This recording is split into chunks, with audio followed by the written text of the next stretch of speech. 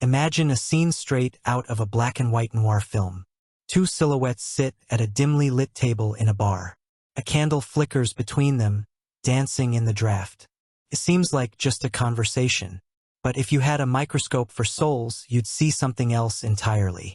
You'd see two whole universes, with their own laws of physics, value systems, and gravitational pulls, slowly, cautiously drawing closer, risking either a merger into a new galaxy or a catastrophic collision. You crack a joke. She laughs. You share a childhood story. She nods, tilting her head with empathy. In that moment, your conscious mind is busy with the dialogue, but your ancient limbic brain, the one handling fear, aggression, and reproduction, is in overdrive.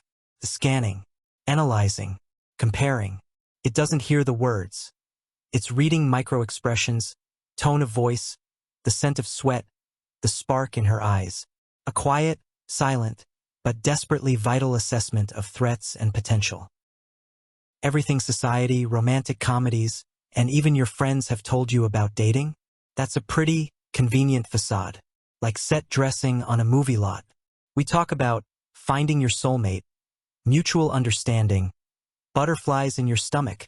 Those are just labels we slap on processes so ancient and instinctive that our conscious mind refuses to believe them, preferring more poetic explanations.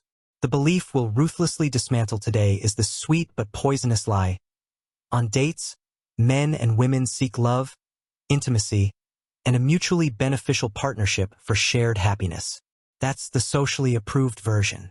The one printed on greeting cards. The bigger, darker, and liberating idea we'll arrive at is this: every date, at its most fundamental biological level, is an unconscious audit of viability. The male brain, shaped by millions of years of evolution, is wired to evaluate a woman first and foremost as a potential mother for his offspring, her health, fertility, and crucially, her ability to create a stable, non-draining emotional environment. The female brain, in turn, assesses a man as a potential protector and resource provider for that offspring, his strength, status, and even more importantly, his reliability and predictability. Everything else, intellectual chats, shared hobbies, chemistry, is either a secondary signal or, more often, a rationalization our mind cooks up afterward to explain decisions made deep in the subconscious. The first dark insight behind male attraction. Not beauty, but serenity. Not passion, but a peace treaty. Picture a man in a bar, his eyes scanning the women around him. You might think he's looking for the most beautiful one. His conscious mind might even believe that. But his subconscious, his ancient command center, has a different, more pragmatic mission. His psyche, honed by the need to conserve energy for hunting and competing with other males, asks one foundational question: will this woman's presence in my life be a net gain to my resources or a constant drain? Her physical attractiveness, facial symmetry, those are just the most obvious signs of health and good genes. But the real test she undergoes invisibly is the exam of emotional stability. He's subconsciously scanning for signs of hidden drama, chronic dissatisfaction, narcissistic needs for constant attention, unpredictable mood swings. His true attraction isn't drawn to the one who stirs up a storm of emotions. Storms are dangerous. They demand resources to calm them. It's drawn to the one beside whom he feels calm, predictability, a sense that his inner fortress won't face daily siege. His mind seeks not explosions of passion, but the steady, warm glow of a home hearth. Because, from the perspective of his ancient programming, his mental and physical resources are limited. He can't afford a two-front war, in the jungles of the modern world and in his own den. So, male attraction is far from just animal desire.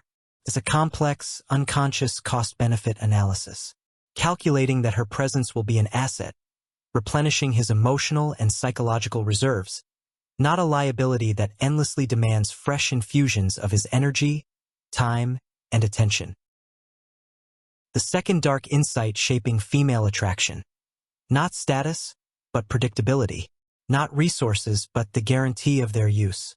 Imagine a woman listening intently as a man talks about his career, projects, plans. Society whispers, she's after a rich, successful guy. That's a crude, almost insulting simplification. Her ancient psyche, shaped by vulnerability during pregnancy and raising offspring, isn't chasing a wallet or a corporate title. She's seeking what she values most: predictability in behavior. Status, ambition, material resources, these are merely the simplest, visible proofs, markers of that predictability. They signal, this man can navigate social hierarchies, achieve goals, accumulate and hold on to things. And thus, theoretically, he can do the same for her and future children. Her deep brain poses the sacred question: in my moment of greatest vulnerability, pregnancy, childbirth, infancy, can I predict his actions? Will he be there, protect, provide? Or will his behavior be chaotic, driven by whims, laziness, weakness? His outward confidence is the key signal, a signal that he's a stable, unwavering platform, a rock to lean on when the world turns shaky. Chaos is her existential enemy number one. And a man whose reactions, decisions, and values are unpredictable, that's chaos incarnate. So, her attraction is far from just a romantic feeling. It's an instinctive, almost visceral recognition of him as a source of stability and order. Even if her conscious mind craves passion, adventure, and emotional whirlwinds, her ancient, deep feminine essence craves above all a firm, reliable ground beneath her feet. Ground on which she can build something. The third dark insight unfolding right before your eyes. Body language and hints. The invisible battle for dominance and security confirmation. Think back to any first date. Lights are dim. Music plays softly in the background. You're sipping coffee or wine. And in this seemingly peaceful setting, an ancient ritual unfolds. A duel without weapons. He, often unconsciously, runs microtests on her compliance and respect for his leadership. His posture, open or closed. His questions, direct or cautious. Even his humor, self-deprecating or probing. It's all about testing boundaries. Can I lead? Will she accept my guidance without resistance? But not by checking out entirely. His psyche is checking the most crucial parameter for the couple's future. The potential for a healthy, accepted hierarchy where he can be the captain without becoming a tyrant. She, in turn, conducts her own vital tests. She might gently disagree with him, arrive a few minutes late, ask a personal question that's a bit uncomfortable, or throw out a light, playful challenge. She doesn't want submission. She's seeking the answer to a critical question. Does he have the strength, and is he civilized enough to wield it? Will he stand his ground calmly and firmly, without aggression or humiliation? Or will he crumble, show weakness, become overly accommodating? Or worse, respond with rudeness and attempts to dominate? Her mind seeks the sweet spot, a dominant male who controls his instincts, strong but safe for her. This isn't manipulation in its petty, everyday sense. It's an ancient, millennia-honed dance of recognition, a ritual that checks the balance of power, role distribution, and psychological compatibility long before any serious commitments are made. The fourth dark insight explaining all the pain and misunderstanding. The pain of mirroring. You're rejecting not the person, but their mismatch with your inner, ancient survival program. Here's the source of the chilling cruelty of indifferent rejection, the burning shame of the rejected. Phrases like, no spark, I don't feel a connection, we're too different. These are just socially acceptable masks we use to hide the harsh verdict of our subconscious. In reality, your ancient brain, after a quick audit, has issued its ruling. This individual does not meet the key criteria for successful survival and reproduction within my strategy. His apparent insecurity was read by your psyche as fundamental unpredictability and, therefore, unreliability. Her emotional instability was interpreted as a direct threat to your mental resources and future offspring. That irritation, that sudden boredom, that physical chill you sometimes feel towards someone who's seemingly nice. It's not you being heartless or picky. It's the multimillion-year history of our species speaking through you. You're just the modern carrier, relaying its emotionless, pragmatic logic. Your feelings on a date are often just the final report from the subconscious computation department. That's why the pain of rejection can be so all-consuming, irrationally intense.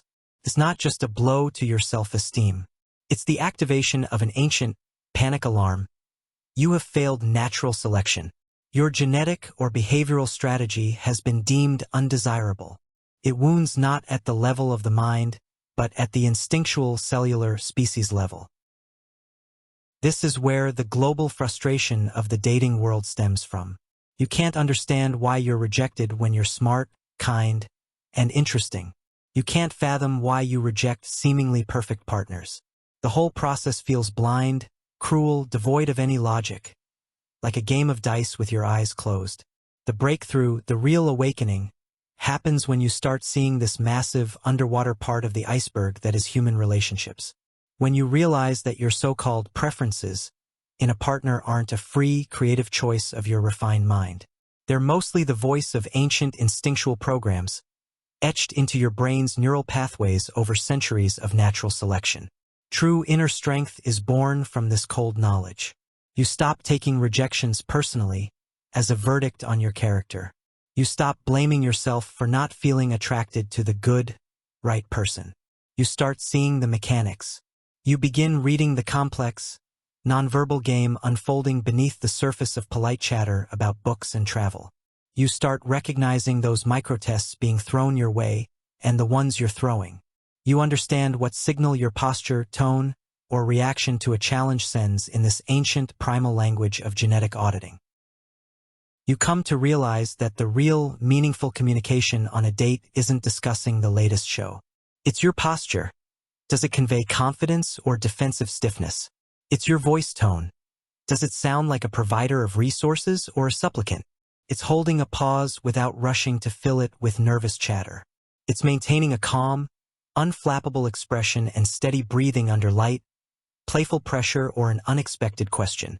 This is the true language your instincts speak to the person across from you. The path to clarity, to ending the suffering, isn't about trying to cheat the system by pretending to be someone else. It's about deeply understanding its rules. Stop being a blind, bewildered pawn on a board whose rules are hidden from you. Become a conscious player who sees the board, the pieces, and the possible moves. A man who truly understands that a woman at her core seeks predictability and reliability stops mindlessly bragging about achievements and starts demonstrating that quality, emotional and behavioral stability. A woman who understands that a man unconsciously seeks tranquility and peace stops unconsciously testing him with extreme emotional outbursts and starts cultivating and radiating that very emotional reliability and a stable, warm environment. In this paradigm, attraction stops being a magical, inexplicable force that strikes like a blessing or a curse. It becomes a logical, though not obvious, consequence. The consequence of sending the right, albeit nonverbal, signal at the right moment, on the right frequency that the ancient brain of a potential partner can receive. The main takeaway from this conversation isn't to urge you to become a cynical, cold manipulator playing by these dark rules. It's about gaining vision, the ability to finally see the raw, unappealing biological truth that has always underpinned human relationships. Right there in plain sight, but hushed up and prettified for centuries by culture, religion, and romanticism, favoring beautiful but ineffective fairy tales. The inner call to transformation goes like this. Stop reading only the open, surface-level script of the date. Start reading its powerful, defining subtext. Stop playing the naive game called please everyone at any cost. Begin playing a more complex and honest game called demonstrate your true, not just declared, quality of biological and psychological assets. From this point on, you're no longer a helpless victim of incomprehensible, capricious rules in someone else's game. You're the one who knows the code. And this code isn't written in cheap seduction manuals. It's inscribed in our very nature, in the architecture of our brains, in those ancient dark regions responsible for basic fear, reproduction, and survival in a dangerous world. Understand once and for all, dating at its core isn't searching for a soulmate for happiness. It's an auction, a quiet, unspoken, but no less real auction where the currency is biological, psychological, and social value. And now, armed with this knowledge, you finally know the true exchange rate and the worth of the assets on offer. These dark dating insights don't steal romance and poetry from the world, as it might seem at first. On the contrary, they restore the most valuable kind of power, control rooted in understanding. Because only by seeing the true, albeit not the prettiest, motives and mechanisms behind people's actions can you make a truly free, conscious choice, not one driven by instinct and impulse. Now you have a choice. You can keep living in the cozy but fragile illusion of social fairy tales, dooming yourself to constant misunderstanding, frustration, and pain from unfair rejections. Or you can embrace this dark, cold, merciless, but ultimately liberating truth about the nature of human attraction. The choice, as always, is yours. But remember the key idea. On the dark side of understanding dwells not only power and control. On the dark side dwells ultimate, crystal-clear clarity. And clarity is the only ground on which something truly solid can be built.